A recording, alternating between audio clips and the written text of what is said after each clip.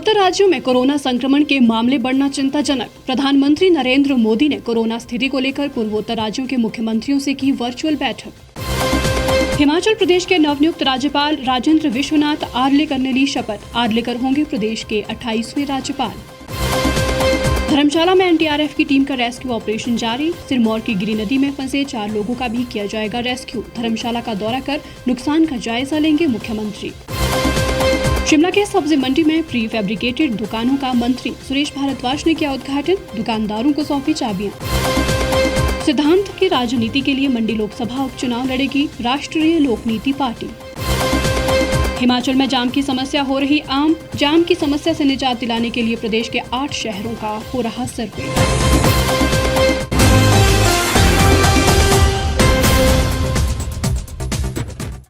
नमस्कार, स्वागत है आपका द रीव टाइम्स न्यूज चैनल में। मैं हूं लक्ष्मी ठाकुर। अब खबरें विस्तार से।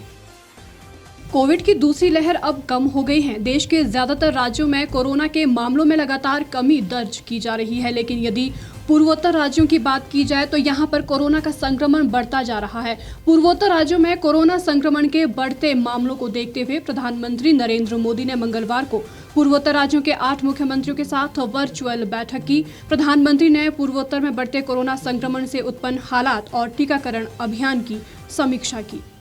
प्रधानमंत्री नरेंद्र मोदी ने मंगलवार को पूर्वोत्तर राज्यों के मुख्यमंत्रियों के साथ वर्चुअल बैठक की। प्रधानमंत्री ने असम, नागालैंड, त्रिपुरा, सिक्किम, मणिपुर, मेघालय, अरुणाचल प्रदेश और मिजोरम के मुख्यमंत्रियों संग वीडियो कॉन्फ्रेंसिंग के जरिए बातचीत की। साथियों, कोरोना से नॉर्थ ईस्ट में आप सभी किस प्रकार से कुछ इनोवेटिव आइडियाज के साथ इससे निपटने के लिए जो मेहनत कर रहे हैं, आपने जो योजनाएं बनाई हैं, जो साकार किया है, उसका विस्तार से आपने वर्णन किया। आप लोग और एक प्रकार से पूरा देश और विशेष करके हमारे हेल्थ वर्कर्स, हर किसी ने अपनी अपनी जिम्मेवारी निभाने के लिए गत 1.5 साल से लगातार परिश्रम किया है। नॉर्थ ईस्ट की भौगोलिक चुनौतियों के बावजूद टेस्टिंग और ट्रीटमेंट से लेकर वैक्सीनेशन का इंफ्रास्ट्रक्चर तैयार किया गया है। मैं उस टीम को बहुत बधाई देता हूं, क्योंकि वैक्सीनेशन में वैक्सीन का इतना महत्व है और उसको इस प्रकार से पूरी तरह सेंसिटिविटी से हैंडल किया है। इसलिए मैं आपके सभी हेल्थ सेक्टर में काम करने वाले साथियों को बधाई देता हूं। और जिन 4 राज्यों में अभी कुछ कमी महसूस हो रही है, वहां पर भी बहुत अच्छे ढंग से इस काम को किया जाएगा, ऐसा मुझे पूरा विश्वास है। देश में ज्यादातर हिस्सों में कोरोना संक्रमण के मामले तेजी से घट रहे हैं। वहीं पूर्वोत्तर में कोरोना के मामले बढ़ रहे हैं, जो चिंताजनक है। प्रधानमंत्री ने मुख्यमंत्रियों के साथ इन राज्यों में कोविड-19 की स्थिति की समीक्षा की। वहीं टीकाकरण की स्थिति का जायजा भी लिया। साथियों, वर्तमान परिस्थिति से हम सब भली भांति परिचित हैं। कोविड की दूसरी लहर के दौरान अलग अलग सरकारों द्वारा मिलकर जो सामूहिक प्रयास किए हैं और उसका परिणाम भी दिख रहा है। लेकिन नॉर्थ ईस्ट के कुछ जिले ऐसे हैं जहां संक्रमण के मामलों में बढ़ोतरी दर्ज की जा रही है। इन संकेतों को हमें पकड़ना होगा। हमें और सतर्क रहने की जरूरत है और लोगों को भी लगातार सतर्क करते रहना पड़ेगा। संक्रमण को फैलने से रोकने के लिए हमें माइक्रो लेवल पर और सख्त कदम उठाने होंगे। जितना जोर माइक्रो कंटेनमेंट जोन पर हम लगाएंगे, हम इस परिस्थिति से जल्दी बाहर आएंगे। इस दौरान प्रधानमंत्री ने कहा कि कोरोना बहरूपिया है। हमें कोरोना वायरस के हर वेरिएंट पर नजर रखनी होगी। साथियों, हमें कोरोना वायरस के हर वेरिएंट पर भी नजर रखनी होगी, क्योंकि ये बिल्कुल बहुरूपिया है, बार बार अपने रंग रूप बदल देता है और उसके कारण हमारे लिए भी चुनौतियां खड़ी करता है। और इसलिए हमें हर वेरिएंट पर बहुत बारीकी से नजर रखनी पड़ेगी। म्यूटेशन के बाद ये कितना परेशान करने वाला होगा, इस बारे में एक्सपर्ट्स लगातार स्टडी कर रहे हैं। पूरी टीम हर बदलाव पर नजर कर रही है। हमें हर नागरिक को कोरोना बचाव के लिए बने नियमों का पालन करने के लिए निरंतर प्रोत्साहित करते रहना होगा। प्रधानमंत्री ने कहा कि हिल स्टेशन और बाजारों में बिना मास्क पहने भारी भीड़ उमड़ना ठीक नहीं है। सतर्कता बरतना बेहद जरूरी है। प्रधानमंत्री नरेंद्र मोदी ने कहा कि केंद्र सरकार द्वारा चलाए जा रहे सबको वैक्सीन मुफ्त वैक्सीन अभियान की पूर्वोत्तर में भी उतनी ही अहमियत है। साथ ही प्रधानमंत्री ने मुख्यमंत्रियों से अपील की है कि तीसरी लहर के मुकाबले के लिए हमें वैक्सीनेशन की प्रक्रिया तेज करते रहना है। प्रिवेंशन और ट्रीटमेंट ये बहुत जरूरी है। इन दोनों से जुड़े उपायों पर ही हमें हमारी पूरी शक्ति लगानी है, पूरा फोकस इन्हीं चीजों पर करना है। वायरस का प्रहार वो 2 गज की दूरी, मास्क और वैक्सीनेशन के कवच के सामने कमजोर पड़ जाएगा। और ये हम पिछले 1.5 साल के अनुभव से देखा है। वही टेस्टिंग, ट्रैकिंग और ट्रीटमेंट, इसकी जो हमारी रणनीति है, जो हमारा इंफ्रास्ट्रक्चर है, वो अगर बेहतर होगा तो ज्यादा से ज्यादा जीवन बचाने में हम सफल रहेंगे। तीसरी लहर की चेतावनी को लेकर प्रधानमंत्री नरेंद्र मोदी ने कहा कि हमें टेस्टिंग और ट्रीटमेंट से जुड़े इंफ्रास्ट्रक्चर में सुधार करते हुए आगे चलना है। हमें विशेष रूप से ऑक्सीजन पर पीडियाट्रिक केयर से जुड़े इंफ्रास्ट्रक्चर के निर्माण के लिए तेजी से काम करना होगा। पीएम केयर्स के माध्यम से देश में सैकड़ों नए ऑक्सीजन प्लांट लगाए जा रहे हैं। इसके लिए हाल ही में कैबिनेट ने 23,000 करोड़ रुपए का एक नया पैकेज भी स्वीकृत किया है। प्रधानमंत्री ने कहा कि नॉर्थ ईस्ट के हर राज्य को इस पैकेज से अपने हेल्थ इंफ्रास्ट्रक्चर को मजबूत करने में मदद मिलेगी। लेकिन आज मैं बहुत जोर देकर कहूंगा कि हिल स्टेशन में, मार्केट्स में बिना मास्क पहने, बिना प्रोटोकॉल का अमल किए बिना भारी भीड़ का उमड़ना, मैं समझता हूं एक चिंता का विषय है। ये ठीक नहीं है। कई बार हम ये तर्क सुनते हैं और कुछ लोग तो बड़ा सीना तान करके बोलते हैं, अरे भाई तीसरी लहर आने से पहले हम एंजॉय करना चाहते हैं। ये बात लोगों को समझाना जरूरी है कि तीसरी लहर अपने आप नहीं आएगी। कभी कभी लोग सवाल पूछते हैं, तीसरी लहर की क्या तैयारी की है, तीसरी लहर के लिए आप क्या करेंगे। आज सवाल ये होना चाहिए हमारे मन में कि तीसरी लहर को आने से कैसे रोकना है, हमारे प्रोटोकॉल को चुस्ती से कैसे अमल करना है। अगर और ये कोरोना ऐसी चीज है वो अपने आप नहीं आती है, कोई जाकर के ले आए तो आती है। और इसलिए हम अगर इन चीजों को बराबर सावधानी करेंगे तो हम तीसरी लहर को ही रोक पाएंगे। और एक्सपर्ट भी बार बार ये चेतावनी दे रहे हैं कि असावधानी, लापरवाही, भीड़भाड़ ऐसे कारणों से कोरोना संक्रमण में भारी उछाल आ सकता है। और इसलिए ये जरूरी है कि हर स्तर पर हर कदम गंभीरता के साथ उठाए जाए। साथियों, केंद्र सरकार द्वारा चलाए जा रहे सबको वैक्सीन मुफ्त वैक्सीन अभियान की नॉर्थ ईस्ट में भी उतनी ही अहमियत है। तीसरी लहर से मुकाबले के लिए हमें वैक्सीनेशन की प्रक्रिया तेज करते रहना है।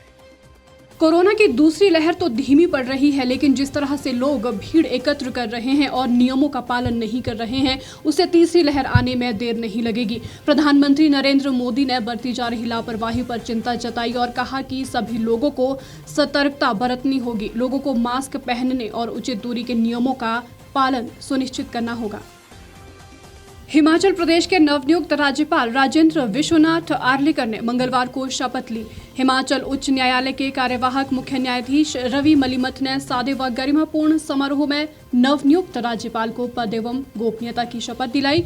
आर्लेकर प्रदेश के 28वें राज्यपाल होंगे। शपथ के बाद राज्यपाल ने कहा कि हिमाचल में आकर उन्हें खुशी हुई है और वो प्रदेश सरकार के साथ समन्वय स्थापित कर कार्य करेंगे।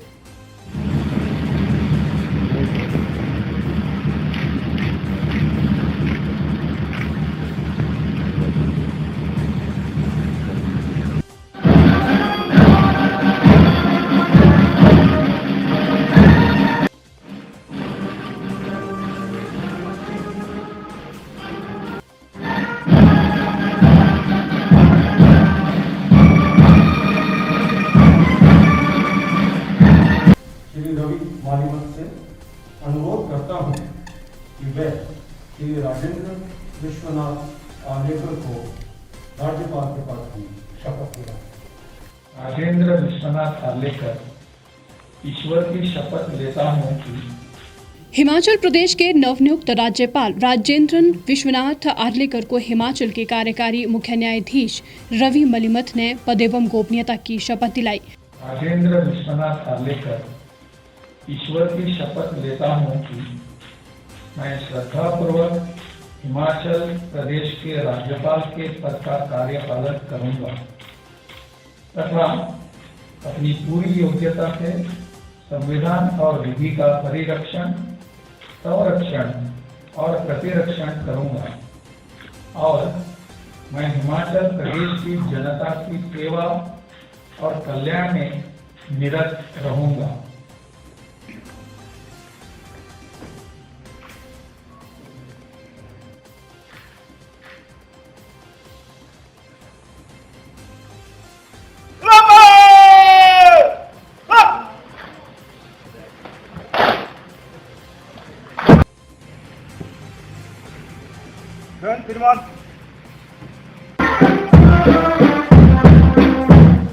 इस मौके पर मुख्यमंत्री जयराम ठाकुर और अन्य मंत्री भी मौजूद रहे।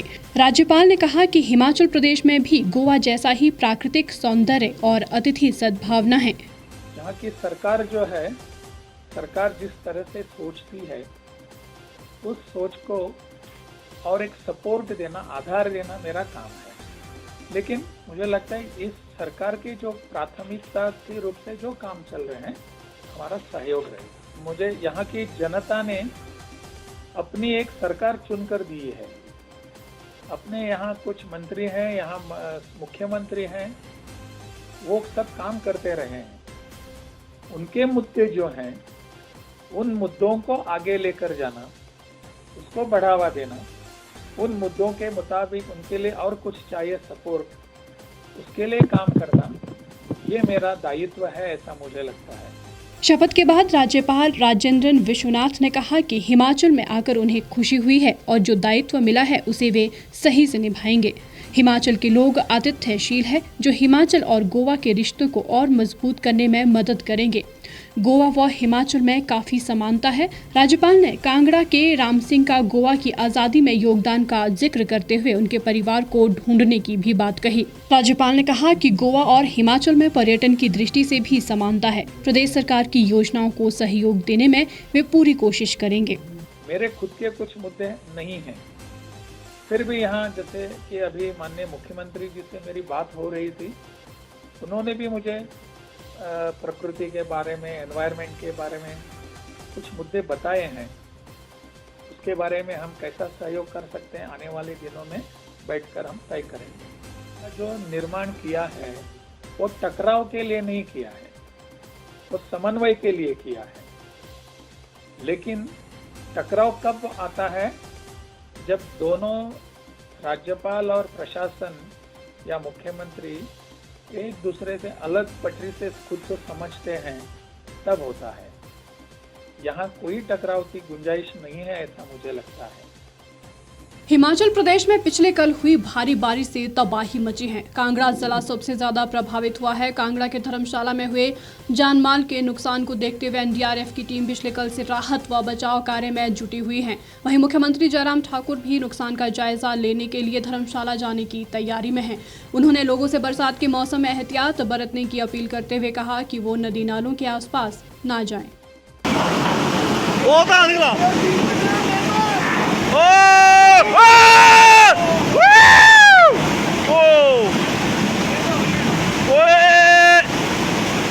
मुख्यमंत्री जयराम ठाकुर ने पत्रकारों से बातचीत करते हुए कहा कि धर्मशाला में 2 लोगों की दुखद मौत हुई है। 10 लोगों के फंसे होने की खबर है, जिनकी तलाश अभी जारी है। पिछले कल अमित शाह से बातचीत की और उन्होंने तुरंत एनडीआरएफ की टीम को हिमाचल भेजा। इसके साथ साथ सिरमौर की गिरि नदी में भी 4 लोग फंसे हैं, जिन्हें एनडीआरएफ की टीम एयरलिफ्ट के माध्यम से निकालेगी। मुख्यमंत्री ने कहा कि वो स्वयं धर्मशाला का दौरा करेंगे। पिछले 2 दिनों से लगातार भारी बारिश के कारण हिमाचल प्रदेश में और विशेष तौर से धर्मशाला का कुछ इलाका जो शाहपुर के साथ में जुड़ता है, वहाँ बहुत क्षति हुई है, नुकसान हुआ है। बहुत सारे मकान जो है वो ध्वस्त हुए हैं। और ये भी मुझे बताते हुए दुख है कि हिमाचल प्रदेश में पिछले 2 दिनों में 2 लोगों की दुखद उसमें मृत्यु भी हुई है। 10 लोग कांगड़ा में इसके कारण जो है वो अभी तक उनकी तलाश जारी है। रेस्क्यू ऑपरेशन चला है। भाई ये लाइव नजर आ रहा है इस टाइम धर्मशाला का। इस टाइम मांझी इतनी उफान पे चली हुई है, बादल फटा ऊपर। पिछले कल आदरणीय गृह मंत्री श्री अमित शाह जी से हमारी बातचीत हुई और बातचीत होने के बाद तुरंत हमने जो है एनडीआरएफ की टीम वहां पर भेजी है। वो रेस्क्यू ऑपरेशन में पिछले कल से जुटी हुई है, पिछले कल से लगी हुई है। और पिछले कल बारिश के कारण थोड़ी उसमें बाधा रही, कठिनाई भी रही। आज सुबह 6 बजे से शुरू दोबारा कर दिया गया है रेस्क्यू ऑपरेशन। और मैं उम्मीद करता हूं जो लोग जिनके बारे में अभी तक ये माना जा रहा है कि वो नहीं मिले हैं, वो मिसिंग हैं, तो उनको निकालने के लिए जो प्रयत्न किए जा सकते हैं, प्रयास किए जा सकते हैं, उसमें वो कामयाब हुई है। उसी प्रकार से सिरमौर डिस्ट्रिक्ट में भी जो हमारी गिरि नदी है, उसमें 4 लोग बीच में एक टापू जैसा है जहाँ पर वो फंसे हुए हैं, सुरक्षित हैं वो। और उसके लिए भी हमने एनडीआरएफ को कम्युनिकेशन दे दिया है चंडीगढ़ के लिए कि उनको एयरलिफ्ट ही करना पड़ेगा, चारों तरफ पानी है। तो वो भी एक प्रयत्न उस दृष्टि से हिमाचल प्रदेश में वहाँ पर रेस्क्यू ऑपरेशन का हमारा चल रहा है। मैं खुद देख रहा हूँ, जैसे मौसम थोड़ा ठीक होता है मैं खुद धर्मशाला जाने की कोशिश कर रहा हूँ, इस बार सारे हालात को देख करके आए। इसके साथ साथ मुख्यमंत्री ने कहा कि सभी जिलों के अधिकारियों को निर्देश दिए गए हैं कि ऐसे स्थानों पर लोगों को न जाने दे जहां खतरा हो। हर वर्ष बारिश की वजह से नुकसान होता है, खासकर सैलानियों को खतरे वाली जगहों पर न जाने दे।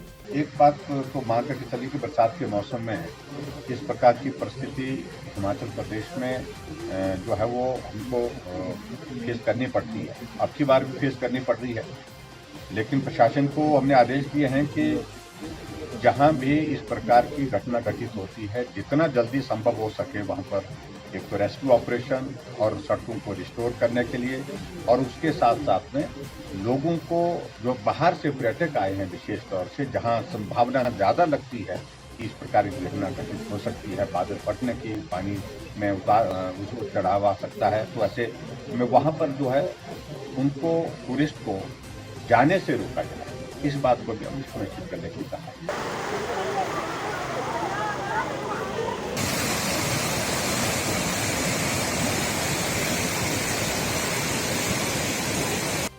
राजधानी शिमला को स्मार्ट सिटी बनाने का कार्य जारी है। इसी के तहत शिमला के सब्जी मंडी में स्मार्ट सिटी मिशन के तहत दुकानें बनाई गई हैं, जिन्हें अब दुकानदारों को सौंप दिया गया है। मंगलवार को शहरी विकास मंत्री सुरेश भारद्वाज ने इन दुकानों का लोकार्पण किया और दुकानदारों को चाबियां सौंपी।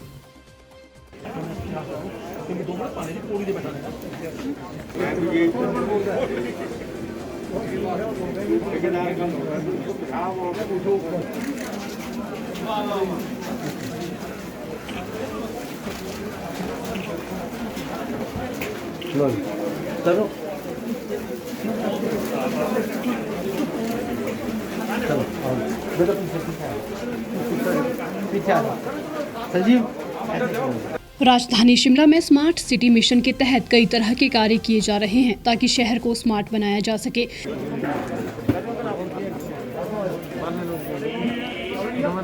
इसी के तहत शहर में सब्जी मंडी, लोअर बाजार, राम बाजार में जो पुरानी दुकानें हैं उन्हें प्री फैब्रिकेटेड तरीके से बनाया जा रहा है। इसको लेकर काम जारी है। अभी तक कई दुकानें बनकर भी तैयार हो चुकी हैं। शिमला के सब्जी मंडी में शहरी विकास मंत्री सुरेश भारद्वाज ने इन दुकानों का लोकार्पण किया। ये 24 दुकानें हैं जिनकी चाबियां दुकानदारों को सौंपी गई हैं। आपकी मैंने सबसे पहले की थी।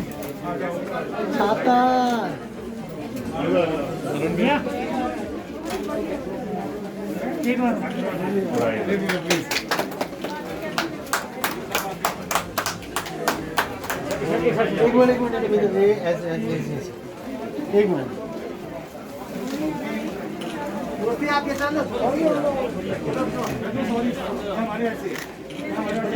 मंत्री सुरेश भारद्वाज ने कहा कि प्री फैब्रिकेटेड तरीके से बनाई गई ये दुकानें देखने में काफी अच्छी हैं और साथ ही इससे बाजारों की खूबसूरती भी बढ़ेगी। शिमला स्मार्ट सिटी मिशन ने सब्जी मंडी, रोजगार और राम बाजार में जो नगर निगम की पुरानी स्टोर टाइप दुकानें हैं उनको प्री फैब्रिकेटेड स्ट्रक्चर में जो है वो बदल करके नए स्वरूप में बनाने का जो है निर्णय लिया। ऐसी लगभग 467 दुकानें जो है वो सारी बनी है। पहले दुकान को खाली कराना पड़ता है, उसके लिए जो है वो मेकशिफ्ट दुकानें बनाई गई और उसके बाद दुकान प्रारंभ होती है। शुरुआत की 3 दुकानें हमने जो है वो पहले ही लोगों को बना करके सौंप दी थी, लेकिन सब्जी मंडी में जो दुकानें बन रही थी कुछ लोगों ने वहाँ पर जो है वो हाई कोर्ट में स्टे ले लिया था। इस कारण से जो है वो थोड़ा काम में डिले हुआ है, लेकिन आज जो है 24 दुकानें वहाँ पर बन करके तैयार हो गई हैं और जो लोग वहाँ से जो है वो उन दुकानों से बाहर आकर के दुकान बनाने के लिए उन्होंने अपना काम जो है दूसरी जगह शिफ्ट किया था, वो दुकानें उनको सौंप दी गई हैं और उसके अतिरिक्त 12 दुकानें वहाँ पर और बनी हैं जो निचली मंजिल पर बनी हैं। इसी प्रकार से लोअर बाजार में जो है वो टनल के पास कुछ दुकानें जो है वो तोड़ दी गई थी, उसके स्थान पर नई प्री फैब्रिकेटेड स्ट्रक्चर में दुकानें जो हैं वो दी जा रही हैं। वो भी आज जो है बनकर के तैयार हो गई हैं। उसकी चाबियाँ भी जिन लोगों को जो है वो दुकानें थी उनको दी जा रही है। भारद्वाज ने कहा कि इन दुकानों को व्यवस्थित तरीके से बनाया गया है, जिससे सड़कें भी खुल गई हैं। सुरेश भारद्वाज ने कहा कि स्मार्ट सिटी मिशन के तहत इन दुकानों का निर्माण किया गया है और एक दुकान बनाने के लिए लगभग 3 लाख रुपए की लागत आई है। कुछ दुकानों का कार्य अभी जारी है और जल्द ही इसे भी पूरा किया जाएगा। फैब्रिकेटेड स्ट्रक्चर में जो है बहुत तेजी से काम होता है और आपने देखा है जितनी दुकानें बनकर के तैयार हुई हैं वो बहुत ही अच्छी बनी है, सुंदर बनी है और उसके कारण बाजार का जो है वो जो अभी सड़क है वो भी चौड़ी हो गई है, क्योंकि पहले जो है वो हैज़र्ड टाइप से जो है दुकानें बनी हुई थी, उनको जो है ठीक ढंग से जो है वो सिस्टम के साथ जो बनाया गया है और अच्छी दुकानें बन रही हैं। उसके कारण जो है वो बाजार भी खुल रहा है और साथ ही साथ जो है लोगों को अच्छी दुकान जो है वो खूबसूरत लगने वाली दुकान, स्मार्ट दुकान जो है वो मिल रही है।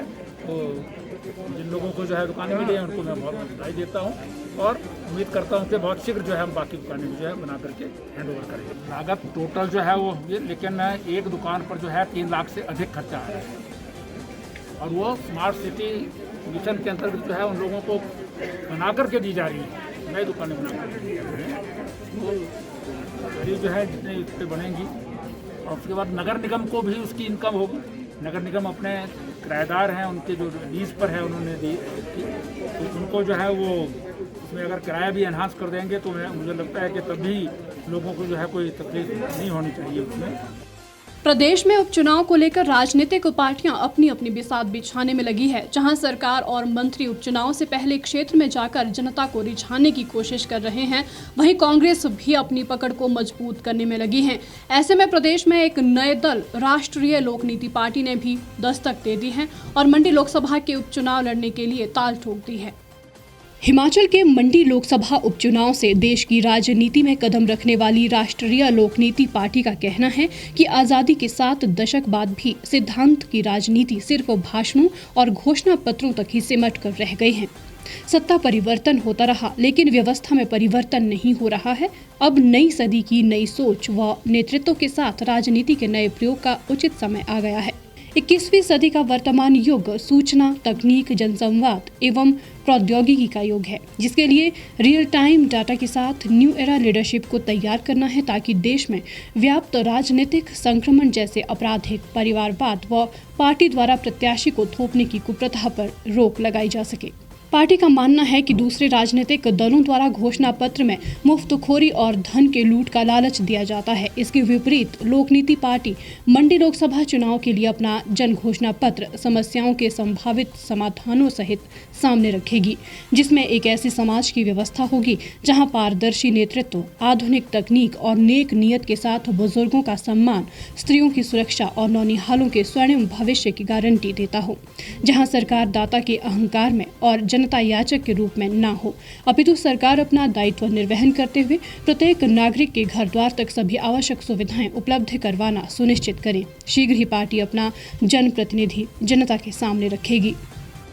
हिमाचल प्रदेश में कई शहरों में जाम की समस्या अब आम बनती जा रही है। लगातार बढ़ती गाड़ियों की संख्या से ये समस्या दिन प्रतिदिन विकराल होती जा रही है, जिससे लोगों को काफी परेशान भी होना पड़ता है। हिमाचल प्रदेश के 8 शहरों में शहरी सड़कों के सुधार और लोगों को जाम से निजात दिलाने के लिए सर्वे शुरू किया गया है। सर्वेक्षण के तहत नगर निगम क्षेत्र से जुड़ने वाली सड़कों, नगर परिषद के तहत आने वाली पार्किंग व्यवस्था और अन्य कार्यों पर काम किया जा रहा है। जाम की वजह से लोगों को काफ़ी दिक्कतें पेश आती है और उनका काफ़ी समय भी बर्बाद होता है। वैसे तो ये समस्या हर रोज़ ही पेश आती है, लेकिन जब पर्यटन सीजन हो तो समस्या और बढ़ जाती है, जिससे गाड़ियां सड़कों पर दौड़ती नहीं बल्कि रेंगती हुई नजर आती हैं।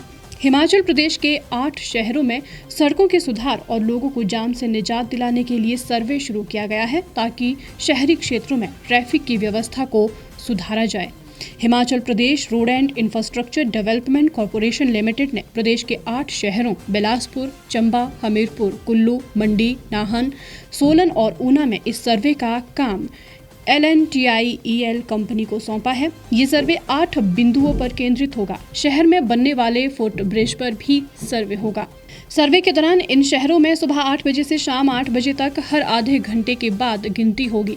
इसमें एक गाड़ी कितने घंटे तक कहां खड़ी रही, गाड़ी के नंबर के साथ इसे नोट किया जाएगा। जो रोड शहर से जुड़ते हैं उसके ट्रैफिक को रिकॉर्ड किया जाएगा, जिससे शहर में आने वाली गाड़ियों का पता चलेगा। इससे शहर की ट्रैफिक व्यवस्था को सुधारने में सहायता मिलेगी।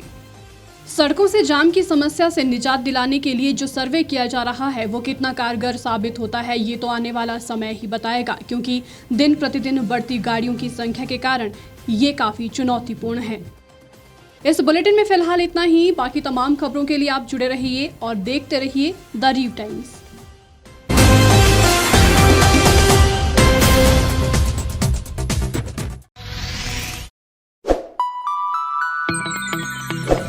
खबरों में बने रहने के लिए सब्सक्राइब करें द रीव टाइम्स, लाइक और शेयर करना ना भूलें। गांव की चौपालों से लेकर संसद के गलियारों तक, गृहिणी के चूल्हे से लेकर निवेश और बाजारों तक, किसानों के हाल से लेकर खेत और खलिहानों तक, शिक्षा और स्वास्थ्य से लेकर खेल के मैदानों तक, संसद के प्रधान से लेकर पंचायत के पंच तक, सेंट्रल हॉल से लेकर ग्राम सभा के मंच तक, हर खबर पर रहेगी हमारी पैनी नजर।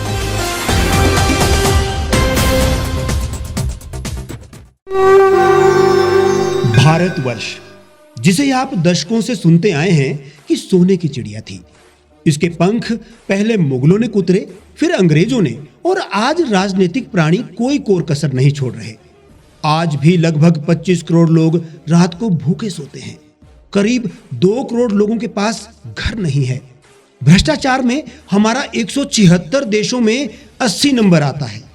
औसतन 100 महिलाओं के साथ हर दिन ज्यादतियां होती है और ना जाने क्या क्या। देश की संसद से कुछ ही दूरी पर चादर लपेटे सैकड़ों लोग सुबह नील गगन के नीचे सोए हुए मिलते हैं। क्या आप एक ऐसे भारत की परिकल्पना नहीं करना चाहेंगे जहां कुछ ऐसा किया जाए कि 1 वर्ष के भीतर देश में कोई भिखारी या लाचार भी आश्रयहीन न रहे। लोगों को सभी सरकारी सेवाएं घर द्वार पर ही प्रदान की जाएं, ताकि दफ्तर या कर्मचारी के चक्कर ना काटने पड़े। भ्रष्टाचार जड़ से समाप्त हो जाएगा। सेवा प्रदाताओं की पब्लिक रेटिंग यानी जनाकलन और तकनीक द्वारा अपराधों का शून्यकरण किया जाए। स्वास्थ्य और आधारभूत शिक्षा सभी के लिए समान गुणवत्ता के साथ निशुल्क प्राप्त हो, और भी बहुत कुछ। यदि आप इस पवित्र राष्ट्र निर्माण यज्ञ का हिस्सा बनना चाहते हैं तो आज ही राष्ट्रीय लोक नीति पार्टी से जुड़ें। अब देश राजनीति से नहीं, लोक नीति से चलेगा। विजिट करें वेबसाइट rashtriyalokniti.org।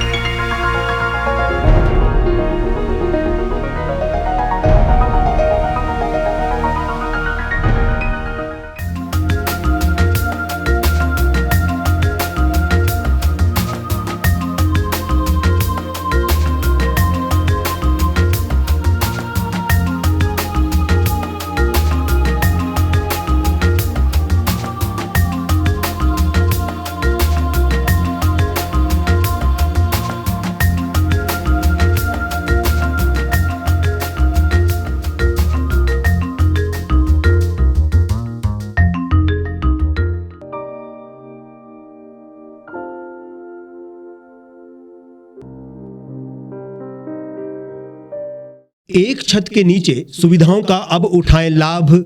रीव ई मार्ट में अब पाएं अपनी रसोई के लिए गुणवत्ता और सस्ते दामों पर राशन सामग्री। दालें हो या हो मसाले, आपका किचन ई मार्ट संभाले। उच्च गुणवत्ता और दामों में बेहतरीन रीव ई मार्ट में पधारें और पाएं अपनी पसंद के सभी उत्पाद, या फिर करें ऑनलाइन ऑर्डर और पाएं घर द्वार पर ही सुविधा। आज ही संपर्क करें फोन नंबर 8219694079 पर। बाईपास रोड, शनान, संजौली, शिमला।